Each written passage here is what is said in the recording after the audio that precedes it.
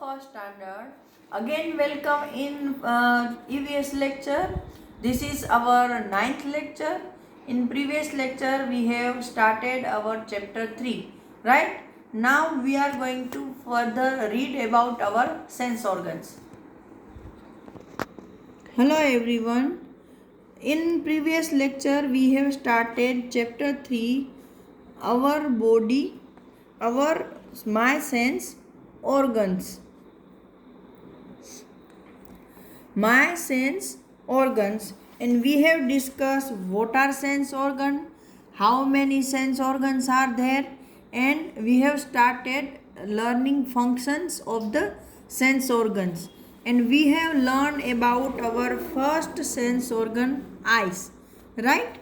And the function of eyes is to see, to watch TV, to read book, and to look around. Now we are going to learn some more function of sense organs. Over here, second one is ears. So I hear sounds with my ears.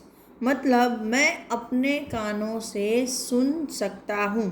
I hear का मतलब है सुन सकता हूँ. Sound का मतलब है आवाज़ें. With my years, मैं अपने कानों से सुन सकता हूँ.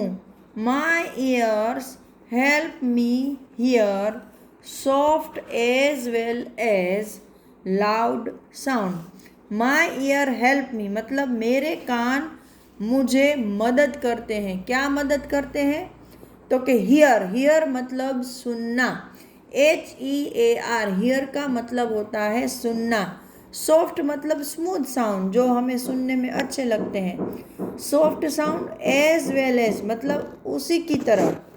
लाउड साउंड, लाउड मतलब ज़ोर से बजने वाली आवाज़ें. सॉफ्ट मतलब धीरे से अच्छी वाली, जो हमको आवाज़ लगती है धीरे धीरे आवाज़ होती है वो. और लाउड साउंड का मतलब होता है बहुत ज़ोर से बजने वाली आवाज़. जैसे यहाँ पर देखो, यहाँ पर दो पिक्चर दिए हैं. यहाँ पर ये लड़की कुछ धीरे धीरे बोल रही है ना. She is murmuring something over there and the boy is trying to hear her. But over here one man is sitting on the chair and hearing a big DJ type sound over there. है ना. यहाँ पे देखो बहुत बड़े sound system जैसा है और उसको वो बैठ के आराम से सुनता है. मतलब हमारे कान ऐसे धीरे धीरे बोली हुई आवाज़ों को भी सुनता है और यहाँ ज़ोर से बजने वाली आवाज़ों को भी सुन सकता है. तो ये हुआ हमारे कानों का फंक्शन कि उसका काम क्या है, तो कि सुनना, अलग अलग तरह की आवाज़ों को सुनना, चाहे वो धीरे धीरे बज रही हो या ज़ोर से. चलो तीसरा है नोज़. नोज़ मतलब हमारी नाक. I smell with my nose. मैं अपने नाक से स्मेल कर सकता हूँ मतलब कुछ भी सूंघ सकता हूँ. My nose helps me breathe air. मेरा जो नाक है वो मुझे मदद करता है. क्या मदद करता है? तो कि ब्रीथ एयर, हवा को अंदर लेने में, अंदर सांस की तरह लेने में मदद करता है. एंड स्मेल थिंग्स, और दूसरा काम क्या करता है, तो कि चीज़ों को सूंघने में. तो हमारा जो नाक है, नोज़ है, वो दो तरह के काम करता है. एक तो एयर को ब्रीथ करने में मतलब सांस लेने में हेल्प करता है, और दूसरा है कि अलग अलग चीज़ों की जो स्मेल है उसको पहचानने में मदद करता है. ऐसे देखो, जैसे मैं आपको बता रही हूँ कि कुछ चीज़ें ऐसी होती है कि जिसकी स्मेल से ही हमें पता चल जाता है कि हाँ आज वो चीज़ हमारे घर में है. जैसे आप स्कूल से घर जाते हो और मम्मी ने कुछ आपको अच्छा लगे ऐसा खाना बनाया है. सपोज़ कि आपको पिज़्ज़ा पसंद है और बाय चांस आज मम्मी ने पिज़्ज़ा ही बना के रखा है, तो उसकी स्मेल से ही आपको पता चल जाएगा और आप खुश हो जाओगे और बोलोगे मम्मी आपने पिज़्ज़ा बनाया है ना, देखो मुझे पता चल गया। और अगर कोई घर में गेस्ट आ रहे हैं या कुछ ओकेज़न है और घर में फ्लावर से डेकोरेशन किया है, तो अगर कोई बाहर से आता है तो उनको पहले उस फ्लावर की स्मेल आती है ना, दूर से ही। फिर वो देखते हैं कि भाई कौन से फ्लावर हैं, कैसा कलर है, एक्सेट्रा। तो हमारी नाक हमें पहले से ही चीज़ों के बारे में बता देती है कि यहाँ पर ऐसी चीज़ है। तो ये हुआ नोज़ का काम।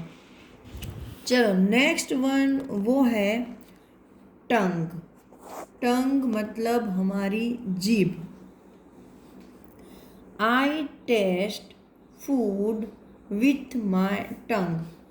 आई मतलब मैं क्या कर सकता हूँ, तो कि टेस्ट फूड मतलब चीज़ों का टेस्ट मैं पहचान सकता हूँ कि भाई उसका टेस्ट कैसा है। विथ माई टंग अपनी जीभ से मैं चीज़ों का टेस्ट पहचानता हूँ। माई टंग हेल्प्स मी टेस्ट बिटर, सोर, सोल्टी एंड स्वीट फूड। देखो यहाँ पे माई टंग हेल्प्स मी मतलब मेरी जीभ मुझे मदद करती है कौन से टेस्ट पहचानने में, तो कि बिटर। बिटर का मतलब होता है कड़वा। जो जैसे करेला है, करेले की सब्जी मोस्ट ऑफ बच्चों को अच्छी नहीं लगती है। क्यों नहीं अच्छी लगती, क्योंकि उसका कड़वा टेस्ट होता है। तो ये कड़वा टेस्ट भी हमको हमारी टंग से पता चलता है। सोर, सोर का मतलब होता है खट्टा। जैसे लेमन, नींबू है, इमली है ना, ये जो टेस्ट है वो सोर है, खट्टे हैं। तो वो भी हम अपनी टंग से रिकॉग्नाइज करते हैं। सोल्टी, सोल्टी का मतलब होता है खारा, जैसे नमक।